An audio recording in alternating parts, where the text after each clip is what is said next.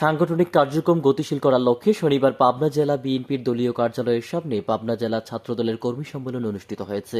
পাবনা জেলা ছাত্রদলের সভাপতি আমিনুল ইসলামের সভাপতিত্বে সাধারণ সম্পাদক কামরুজ্জামান প্রিন্সের সঞ্চালনায় প্রধান অতিথি হিসেবে উপস্থিত ছিলেন বাংলাদেশ জাতীয়তাবাদী ছাত্রদল কেন্দ্রীয় সংসদের সভাপতি রাকিবুল ইসলাম রাকিব। প্রধান বক্তা ছিলেন ছাত্রদলের কেন্দ্রীয় সংসদের সাধারণ সম্পাদক নাসির উদ্দিন নাসির ও বিশেষ অতিথি হিসেবে উপস্থিত ছিলেন ছাত্রদলের কেন্দ্রীয় সংসদের সিনিয়র যুগ্ম সাধারণ সম্পাদক শ্যামল মালুম। এ সময় বক্তারা নেতাকর্মীদের আগামী দিনের আন্দোলন সফল করার আহ্বান জানান।